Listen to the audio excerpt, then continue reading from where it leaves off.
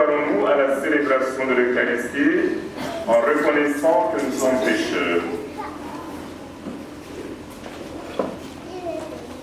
Je confesse à Dieu Tout-Puissant, je reconnais devant mes frères que j'ai péché en pensée, en parole, par action et par omission. Oui, j'ai vraiment péché. C'est pourquoi je supplie la Vierge Marie, les anges et tous les saints, et vous aussi, mes frères et sœurs, de prier pour moi, le Seigneur mon Jésus. Que Dieu Tout-Puissant nous fasse miséricorde, qu'il nous pardonne nos péchés et nous conduise à la vie éternelle. Amen.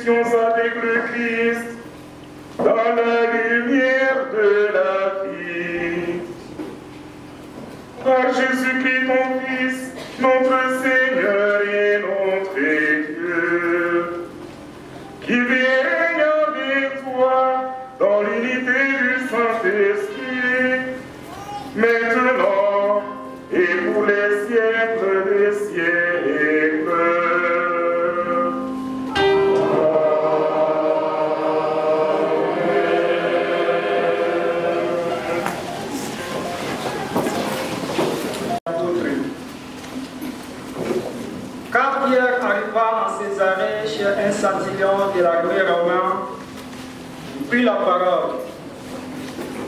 Vous savez ce qui s'est passé à travers tout le pays des Juifs, depuis le début à Galilée, après le baptême proclamé par Jean. Jésus de Nazareth, Dieu l'a consacré par l'Esprit Saint et rempli de sa force. Là où il passait, il faisait le bien et il guérissait tous ceux qui étaient sous le pouvoir du démon, car Dieu était avec lui. Et nous, les apôtres, nous sommes témoins de tout ce qu'il a fait dans les pays des Juifs et à Jérusalem. Ils l'ont fait mourir en dépendant au bois du supplice. Et voici que Dieu l'a ressuscité le troisième jour. Il lui a donné de se montrer, non pas à tout le peuple, mais seulement aux témoins de Dieu, que Dieu avait choisi d'avance, à nous qui avons mangé et bu avec lui après la résurrection d'entre les morts. Il nous a chargés d'annoncer au peuple et de témoigner que Dieu l'a choisi comme juge des vivants et des morts. C'est à lui que tous les prophètes rendent ce témoignage. Tout homme qui croit à lui reçoit par lui le pardon de ses péchés. Pardon du Seigneur.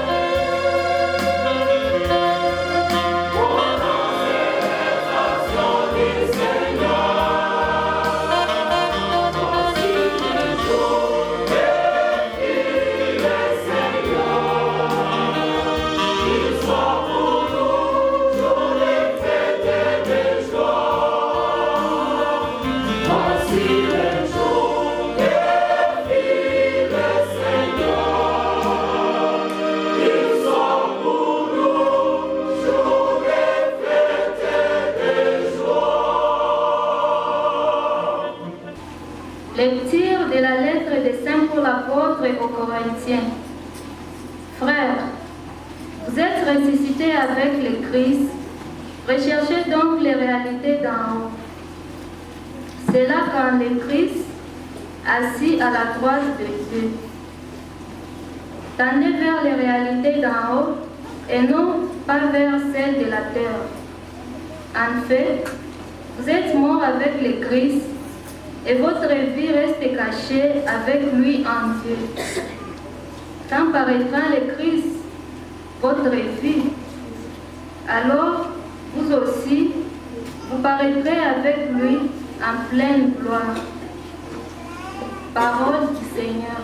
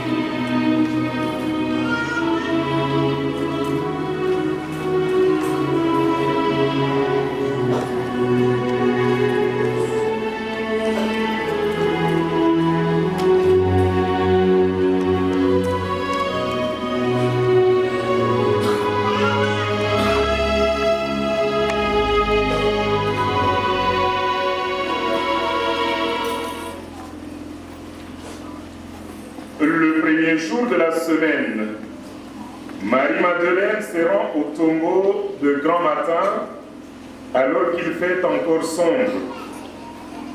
Elle voit que la pierre a été enlevée du tombeau.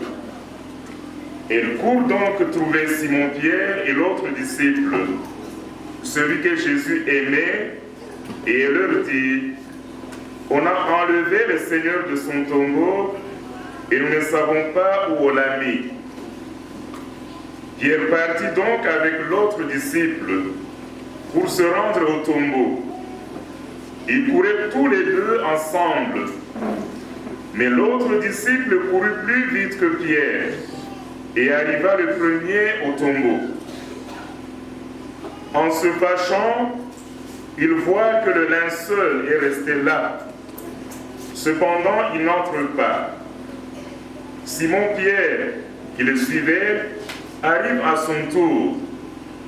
Il entre dans le tombeau et il regarde le linceul resté là. Et le linge qui avait recouvert la tête, non pas posé avec le linceul, mais roulé à part à sa place. C'est alors qu'entra l'autre disciple, lui qui était arrivé le premier au tombeau. Il vit et il crut. Jusque-là, en effet, les disciples n'avaient pas vu que, d'après l'Écriture, il fallait que Jésus ressuscite d'entre les morts. Gloire et louange à toi, Seigneur Jésus.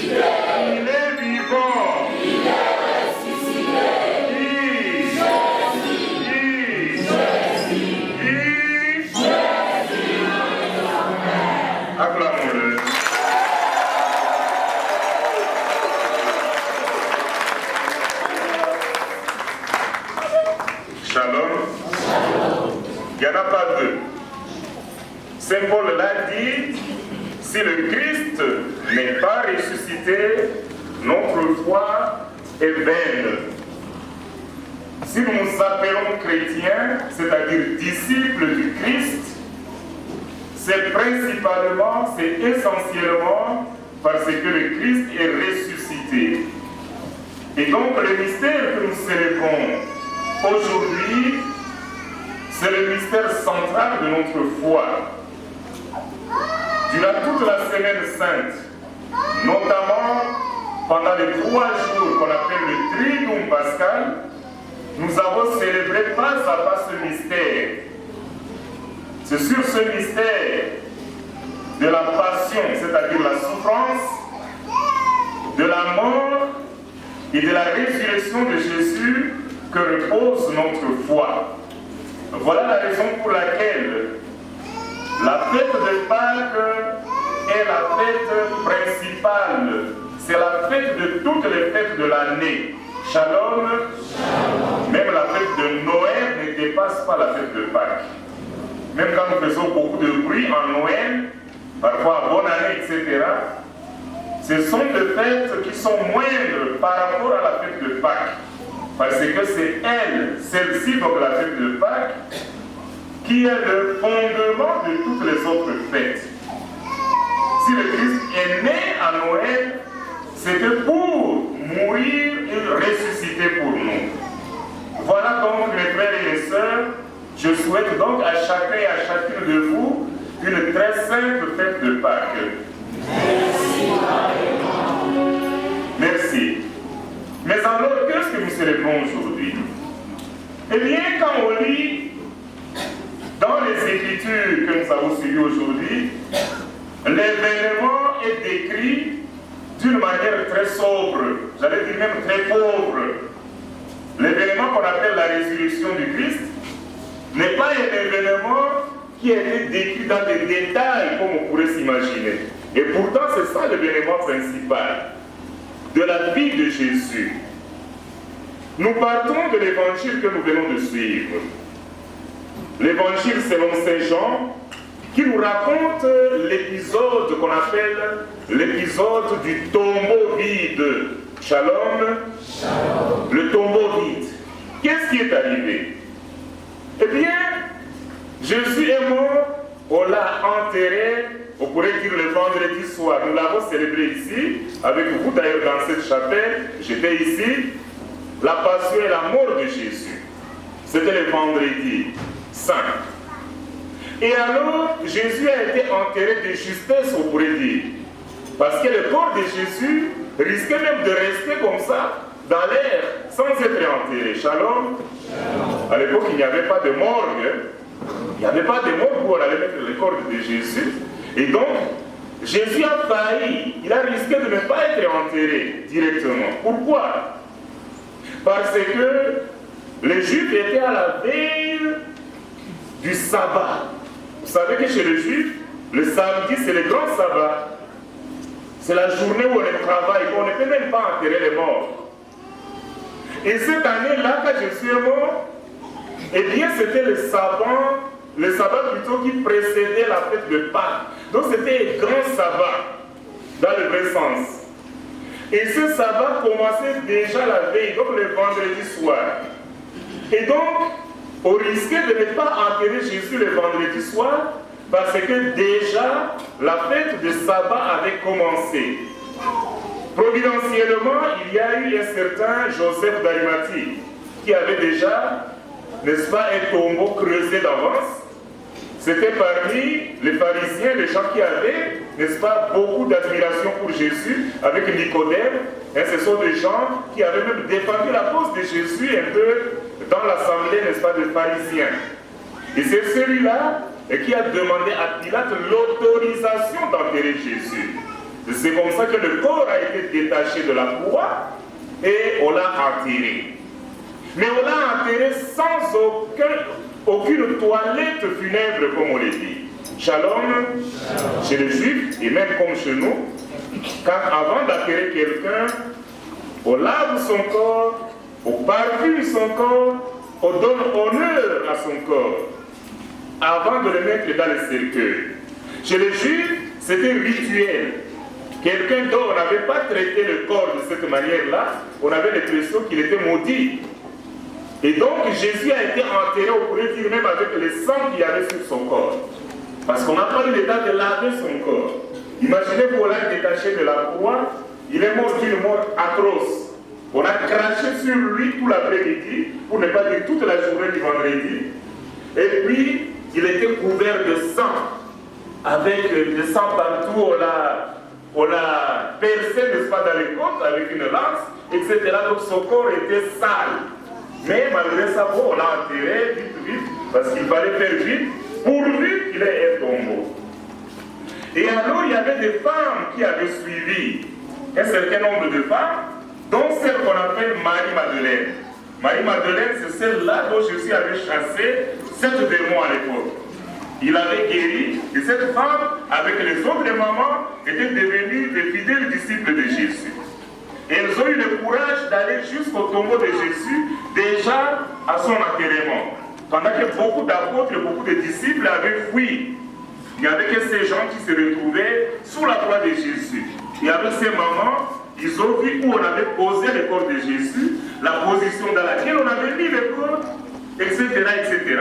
Et donc, les mamans se sont dit, bon, quand le sabbat va passer, nous allons revenir maintenant pour faire les toilettes de ce corps-là. Et justement, l'évangile d'aujourd'hui commence là-bas. L'évangile dit le premier jour de la semaine. Shalom. Ici, le premier jour de la semaine, ce n'est pas le lundi. C'est quel jour? C'est le dimanche parce que nous sommes chez les Juifs. Pour eux, la semaine, c'était le samedi. Et donc, c'est le dimanche qui est le premier jour de la semaine. Le sabbat vient de passer, comme je l'ai expliqué, le samedi.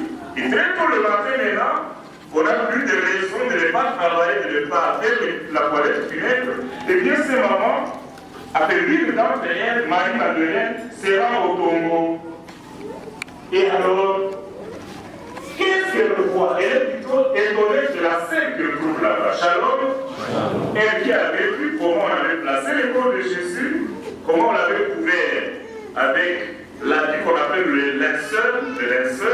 Hein, c'est l'habit avec lequel on couvre, n'est-ce pas, le mort, une sorte de drap, je ne sais pas.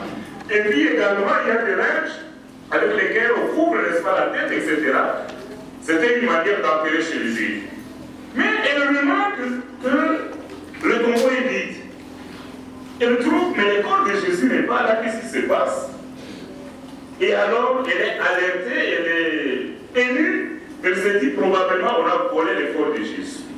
Ces Juifs-là n'aimaient pas beaucoup Jésus, donc ils étaient capables même d'aller voler le corps de Jésus, pour ne pas dire brûler même ses corps peut-être.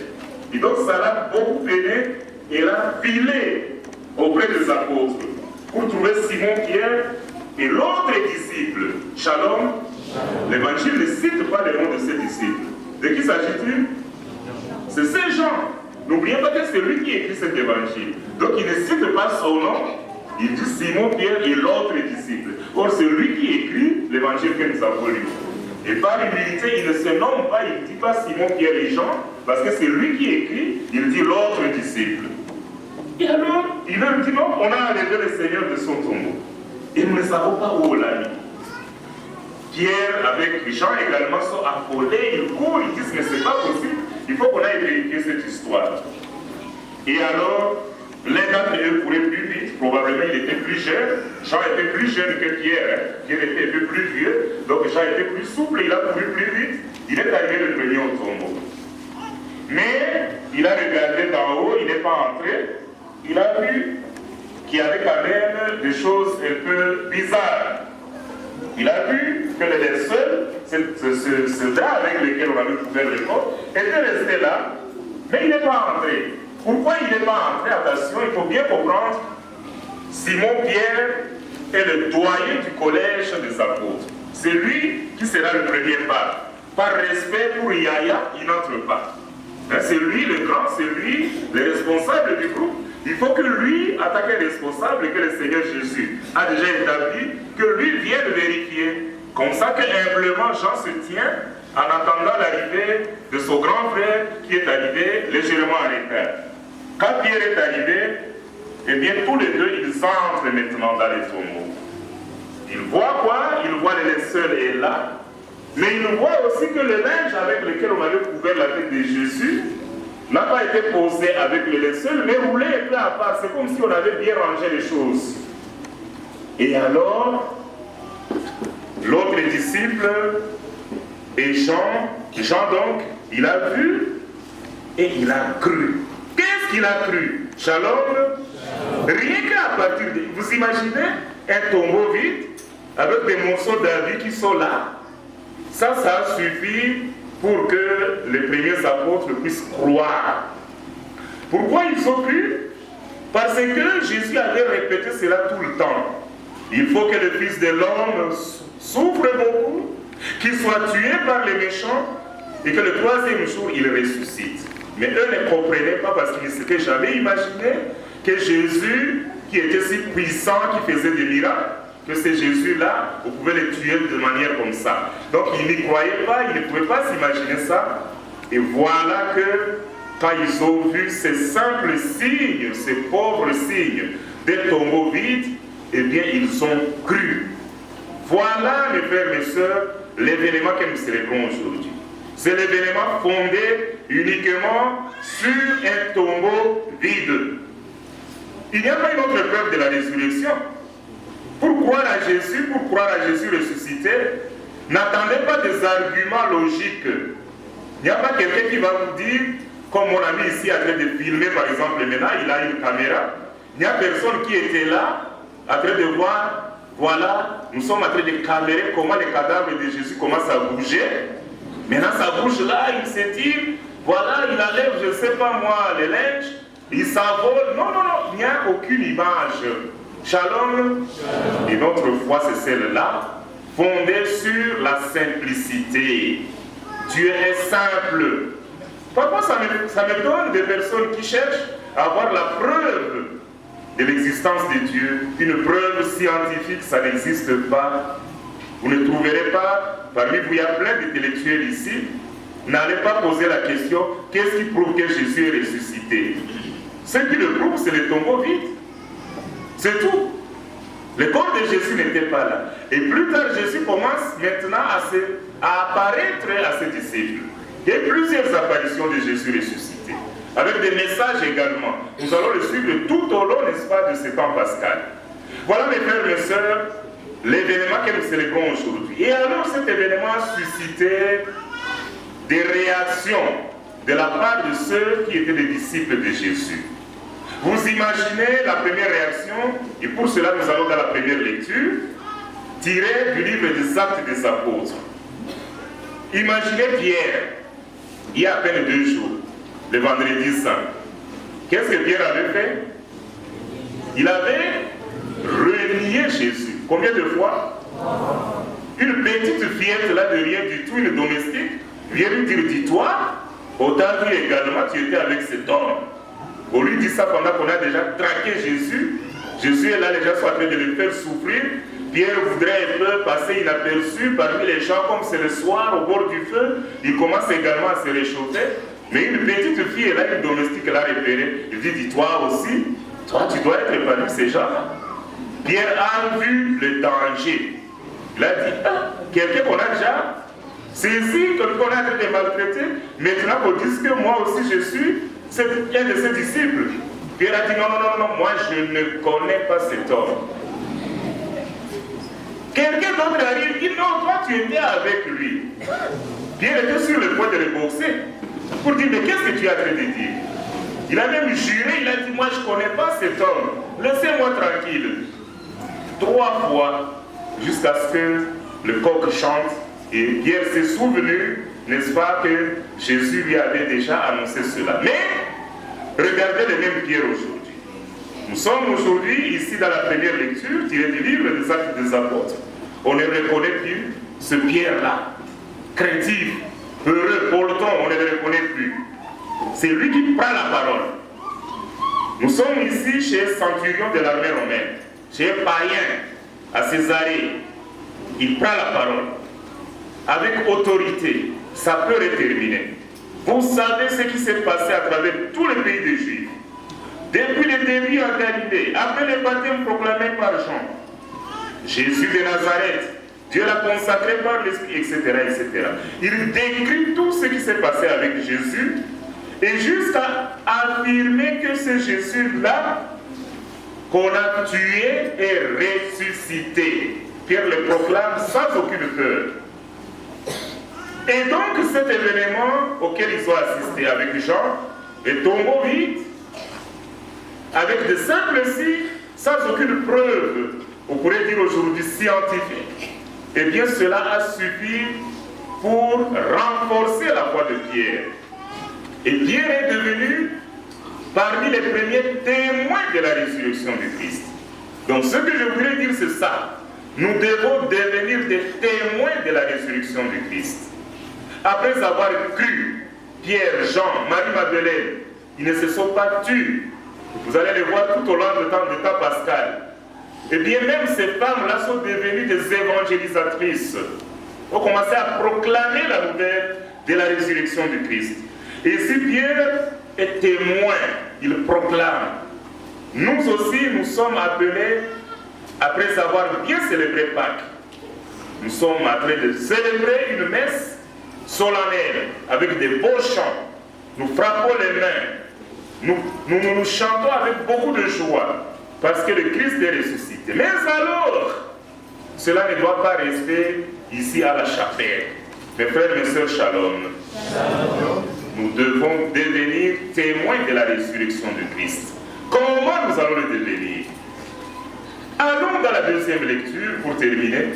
C'est là où nous découvrons le témoignage qui est attendu de notre part. Ici, c'est Paul qui écrit. Nous avons lu l'extrait de sa lettre aux Colossiens. Nous sommes au 3e chapitre, au début du 3e chapitre, les 4 premiers versets. Il dit exactement ceci. Ce n'est que quelques 4 versets. Frères, vous êtes ressuscités avec le Christ. Recherchez donc les réalités d'en haut. Recherchez donc les réalités d'en haut et pas d'en bas. Il dit, c'est là que le Christ assis à la droite de Dieu. Il renchérit, il dit, tendez vers les réalités d'en haut et non pas vers celles de la terre. Mes frères, mes sœurs, shalom. Shalom. Les réalités d'en haut et pas celles d'en bas. Qu'est-ce que cela veut dire? Quand nous croyons à la résurrection du Christ, si nous sommes ressuscités avec le Christ, nous ne pouvons plus nous contenter, mes frères et mes sœurs, d'une vie médiocre. Une vie chrétienne médiocre, dans laquelle on ne témoigne pas de sa foi, où nous sommes intéressés uniquement par des choses d'en bas qui passent, les plaisirs, les réalités d'en bas, avec l'égoïsme, que sais-je encore, beaucoup de ces péchés qui nous retiennent dans la boue. Nous devons regarder en haut, parce que tout en vivant sur cette terre, nous ne sommes pas des citoyens de cette terre. Mes frères et mes sœurs, shalom. Sur terre, nous vivons seulement quelques années. Quelques années. Et nous sommes témoins tous les jours. Nos amis, nos frères, nos sœurs sont en train de partir. Ils partent. Nous aussi, nous allons partir. Même si nous atteignons 100 ans, et encore qu'à 100 ans, nous serons comme des petits-enfants. À l'âge de 100 ans, on est comme un petit enfant. Et donc, tôt ou tard, nous allons passer. Regardons la manière dont nous sommes attachés aux réalités d'en bas. Chacun a ce qui le concerne. Aujourd'hui, pourquoi les gens se battent dans notre province de l'Ituri, notamment la partie où il y a le diocèse de Bunia? Pourquoi il y a toutes ces guerres de personnes qui meurent? C'est parce qu'il y en a qui veulent être grands sur cette terre. Il y en a qui recherchent le pouvoir, les richesses. On tue parce qu'il faut prendre la richesse et on tue la population, on tue tout le monde pour qu'on puisse croire que moi je suis grand. Mais mon frère, ma soeur, tu seras grand pour combien de temps? Le pouvoir de cette terre, les richesses de cette terre, les plaisirs que nous recherchons avec beaucoup d'enthousiasme, tout cela, mes frères, mes sœurs, ce sont des réalités d'en bas. Et Paul nous les rappelle. C'est bien de venir à la messe. Mes frères, mes sœurs, shalom. Aujourd'hui, notre chapelle est remplie. On a même construit dehors des tentes. J'ai vu en entrant, moi j'étais fait étonné. Je suis habitué à venir ici régulièrement les dimanches. Mais aujourd'hui, il y a même des chrétiens qui ne viennent probablement pas le dimanche à la messe, qui sont ici. Est-ce que je me trompe? Ils sont là, ils sont bien faits, ils n'ont pas mal fait. Mais mon frère, ma soeur, si vous n'êtes que chrétien de Pâques, Pâques c'est juste une fois par an. Mais si tu meurs avant Pâques, la question. Parce que tu attends Pâques pour venir glorifier le Seigneur. Tout simplement parce que les dimanches, beaucoup vont à d'autres choses. On est préoccupé par les réalités d'en bas. Et ces réalités d'en bas, c'est la recherche de l'argent. C'est la recherche de plaisir. Il y en a qui tous les week-ends sont là dans les bars en train de boire, ne songent même pas au dimanche. D'autres, c'est pour des promenades. D'autres encore, je n'en sais rien, en tout cas, à la recherche de l'argent. Allez même au marché ici. Je suis passé par là, je repasserai par là. Mais même les dimanches, pour beaucoup, les dimanches n'est pas comme les dimanches. Ils sont là au marché. Des camions qui quittent, qui vont dans toutes les directions. Pour le commerce. Mais mon frère, ma soeur, tu cherches cet argent pour aller avec ça au ciel. Shalom. Vous avez déjà vu quelqu'un qui a l'argent accompagné au ciel? Non. Réalité d'en bas. Attention, Dieu ne nous interdit pas de nous chercher de l'argent pour notre vie d'ici-bas. Dieu n'a jamais dit cela. Mais ce que Dieu nous recommande, c'est de ne pas croire que la recherche de l'argent, c'est cela la chose la plus importante de notre vie. La chose la plus importante, c'est d'abord notre vie spirituelle. Venir à la messe, servir le Seigneur, comme beaucoup d'entre vous le font déjà. Consacrer de notre temps au Seigneur. Aujourd'hui, la fête de Pâques doit nous aider à rechercher les réalités d'en haut et pas celles d'en bas. Mais aussi notre propre cœur. Mes frères, mes sœurs, shalom. Ne disons pas trop vite. Moi, je viens à l'église régulièrement. Je suis, n'est-ce pas, dans telle commission, je suis chantre, je suis dans tel mouvement d'action catholique. Je prie, je suis là, je suis connu comme chrétien. Mais mon idaïba, je ne sais pas quoi, garde de paix. Tout cela, c'est bien. Mais tu peux faire cela pour rechercher les réalités d'en bas. Ah oui, peut-être que tu chantes bien. Et les chantres, les choristes, excusez-moi, vous êtes bien habillés, etc. Vous chantez très bien aujourd'hui. La messe est bien animée. Mais ne faites pas ça comme des réalités d'en bas. Parce que pour qu'on me voit, peut-être que moi je chante bien, notre chorale a bien chanté. Quelqu'un peut avoir cette tentation, on ne sait jamais. Alors que tout ceci doit être pour la gloire de Dieu. Et cela peut se vérifier dans notre vie de tous les jours. Vous êtes chantre à l'église, vous chantez bien, vous faites bien tel ou tel service de l'église, mais là où vous vivez, quel témoignage est-ce que vous donnez? Voilà le problème. C'est à ce moment-là qu'on saura si vous n'êtes pas servant de messe, chantre, je ne sais pas moi, garde de paix, etc., juste pour que les gens vous voient. Les réalités d'en haut nous demandent de spiritualiser cela, d'intérioriser cela. Et cela va rejaillir sur notre vie de tous les jours. Rendre service non seulement à l'église, mais même dans la société, dans la communauté, là où nous vivons. Rechercher les réalités d'en haut, beaucoup d'entre vous ne sont des fonctionnaires de l'État ou d'autres, ou des entreprises privées, je n'en sais rien. Là où vous travaillez, est-ce que vous êtes témoin de la résurrection de Christ? Là où vous travaillez, à commencer ici à côté de nous, on dit que votre chapelle, c'est la chapelle du parquet. Parmi vous, il y en a qui travaillent ici au parquet. Est-ce qu'ils recherchent les réalités d'en haut? Ils sont ici à côté.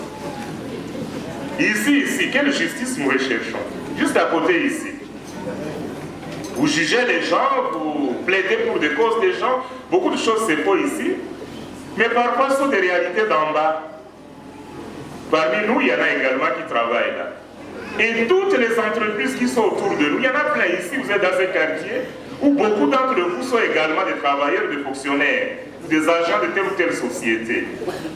Là où vous êtes, mon frère, ma soeur, recherchez plutôt les réalités d'en haut.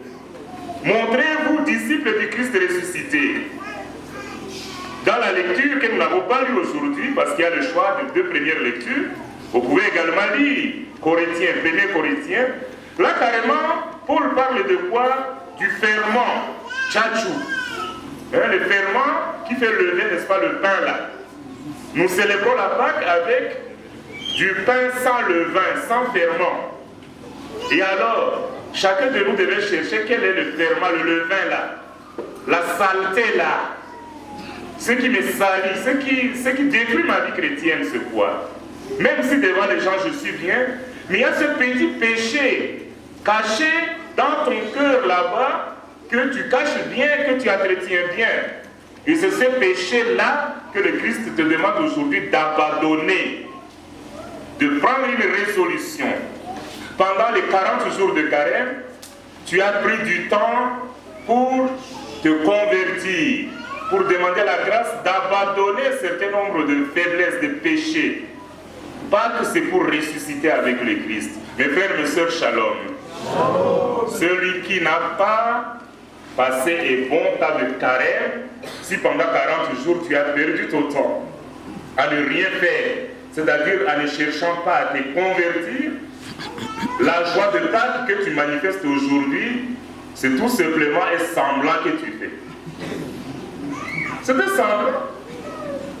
Vous donnez l'impression que vous êtes peut-être content, alors qu'au fond de vous-même, rien n'a changé.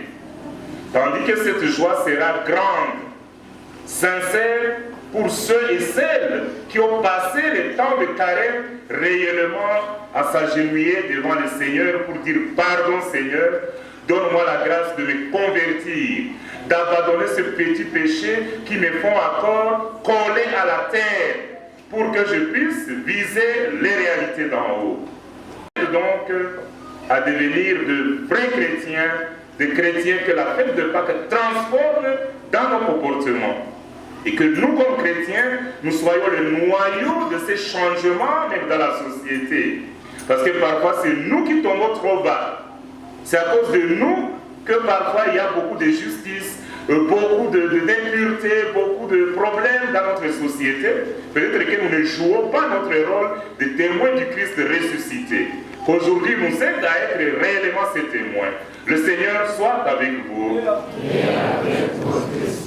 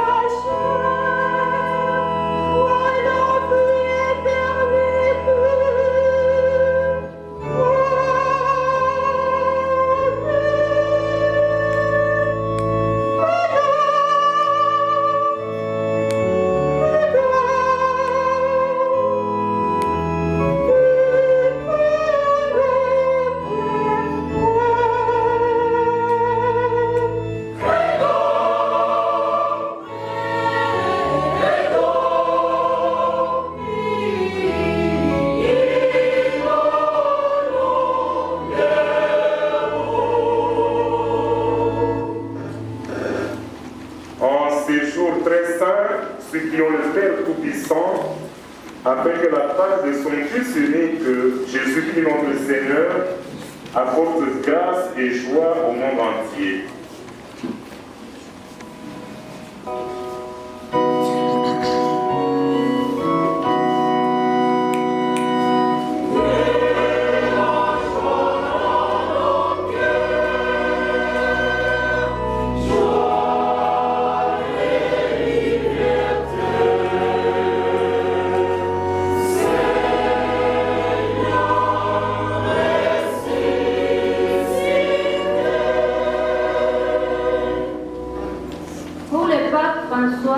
Les évêques, les prêtres, les diacres, les religieuses et les religieux, afin que la lumière de la résurrection les incite à annoncer avec courage et conviction les mystères de la résurrection pour que la joie pascale rayonne à jamais dans le monde entier. Prions le Seigneur.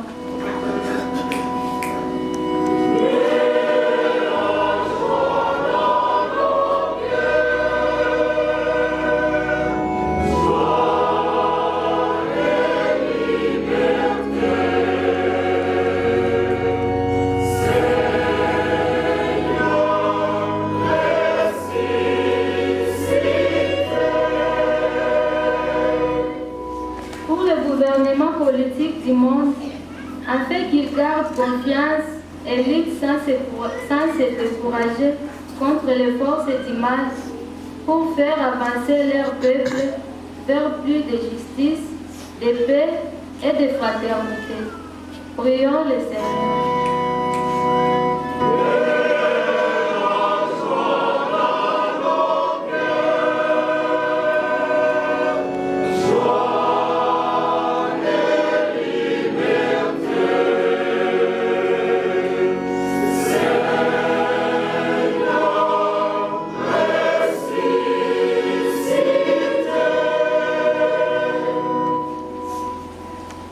Des pauvres à la recherche du minimum vital et pour des populations qui vivent dans la peur à cause des guerres et des insécurités sociales, afin qu'ils gardent l'espérance et qu'ils soient guidés par la lumière de ressuscité. Prions le Seigneur.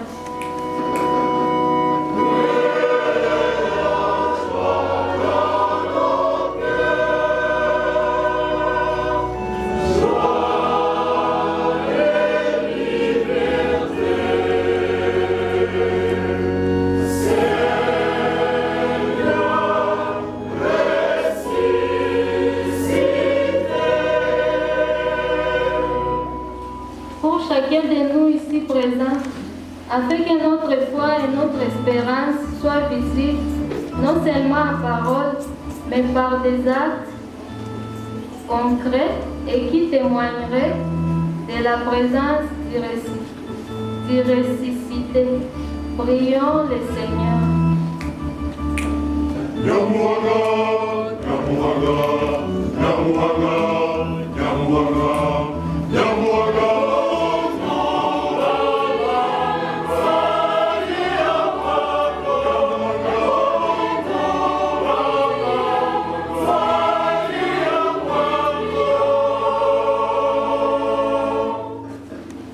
Prions.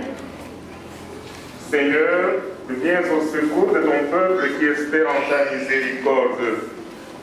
Que ta puissance le soutienne en cette vie et le conduise aux joies de l'éternité. Par Jésus, le Christ, notre Seigneur. Amen.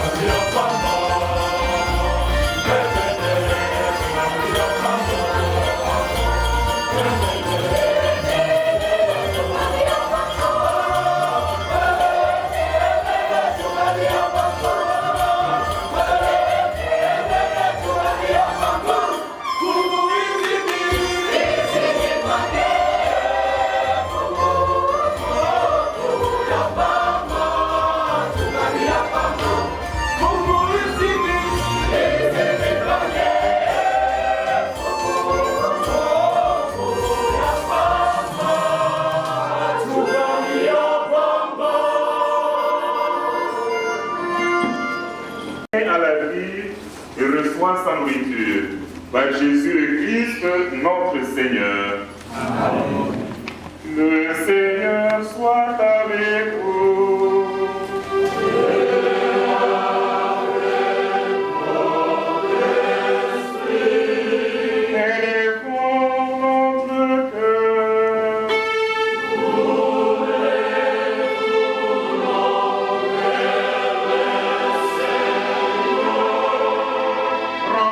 Grâce au Seigneur notre Dieu.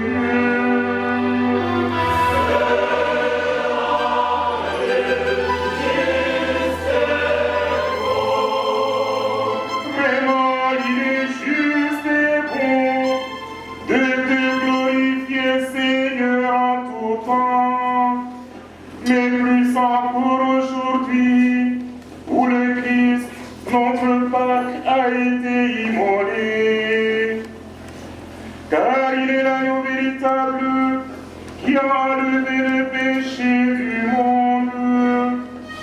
En mourant, il a détruit notre mort. En ressuscitant, il nous a rendu la vie. C'est pourquoi le peuple des baptisés, rayonnant de la joie pascale, exulte par toute la terre, tandis que les anges dans le ciel chantent sans fin l'hymne de ta gloire.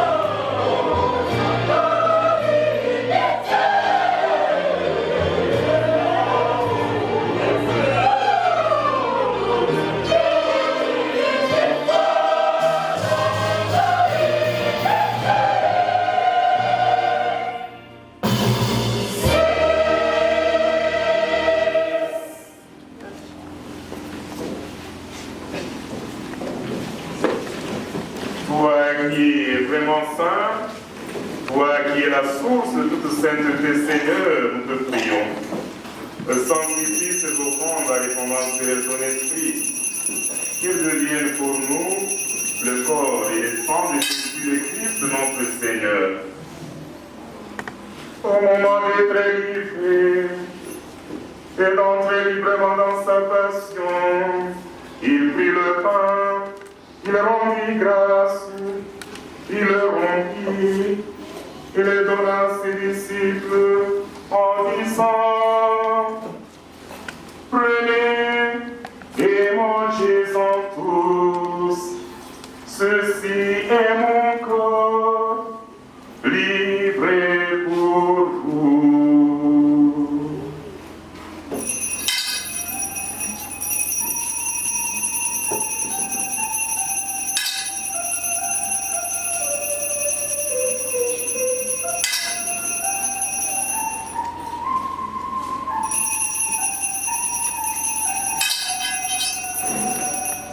De même, à la fin du repas, il prit la coupe, de nouveau il rendit grâce, et la donna à ses disciples en disant: Prenez et buvez-en tous, car ceci est la coupe de mon sang, le sang de l'alliance nouvelle et éternelle, qui sera versé pour vous et pour la multitude en rémission des péchés. Vous ferez cela en mémoire de moi.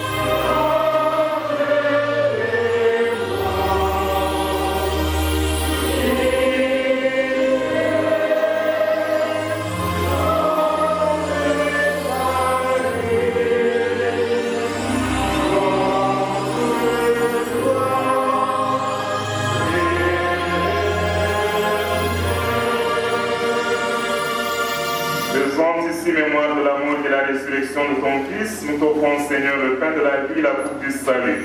Et nous te rendons grâce car tu nous as choisis pour servir en ta présence. Humblement, nous te demandons qu'ayant part au corps et au sang du Christ, nous soyons rassemblés par l'Esprit Saint à un seul corps. Souviens-toi aussi de nos frères qui se sont endormis dans l'espérance de la résurrection. Souviens-toi de ton Église répandue à travers le monde, de la grandir dans ta charité avec le pape François, notre évêque Dieudonné et tous ceux qui ont la charge de ton peuple.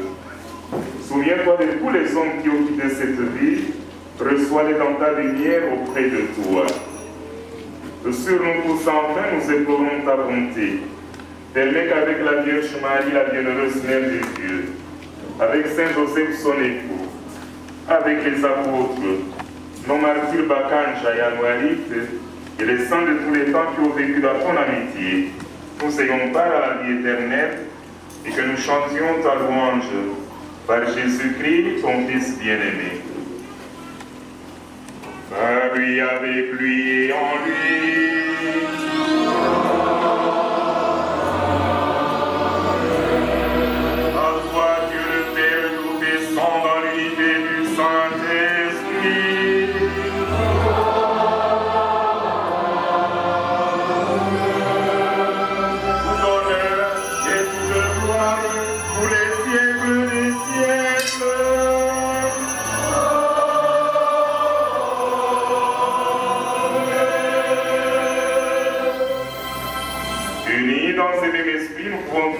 Avec confiance la prière que nous avons reçue du Sauveur. Notre Père qui es aux cieux, que ton nom soit sanctifié, que ton règne vienne, que ta volonté soit faite sur la terre comme au ciel. Donne-nous aujourd'hui notre pain de ce jour. Pardonne-nous nos offenses, à ceux qui nous ont offensés, et ne nous laisse pas entrer en tentation, mais délivre-nous du mal. Car c'est à toi qu'appartiennent Le règne, la puissance et la gloire, pour les siècles des siècles. Amen. Seigneur Jésus-Christ, tu as dit à tes apôtres, je vous laisse la paix, je vous donne ma paix. Ne regarde pas nos péchés, mais la foi de ton Église. Pour que ta volonté s'accomplisse, donne-lui toujours cette paix, qui conduira vers l'unité parfaite, toi qui règnes pour les siècles des siècles. Amen. Que la paix du Seigneur soit toujours avec vous.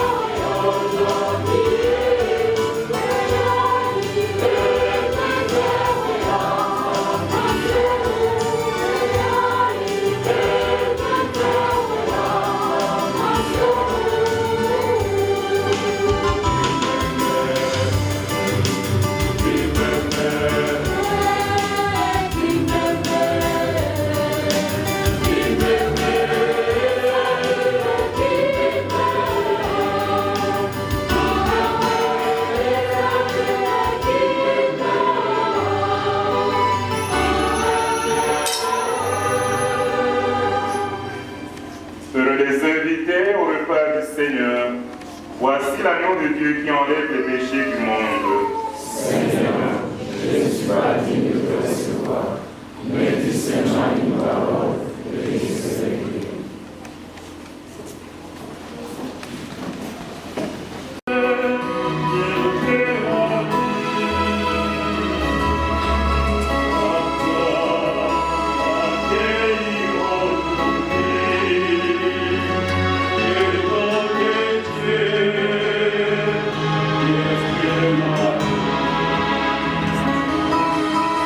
Puisque tu chantes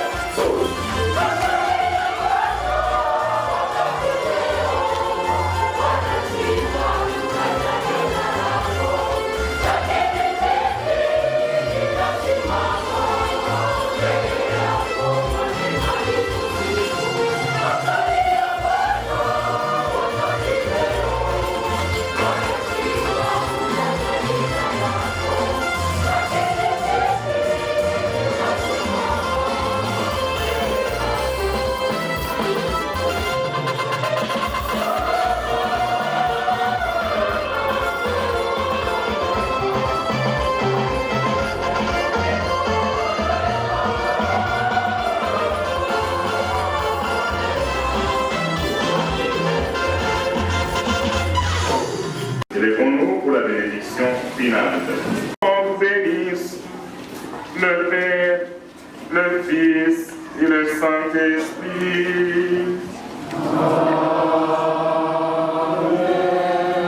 Allez dans la paix du Christ. Alléluia. Alléluia.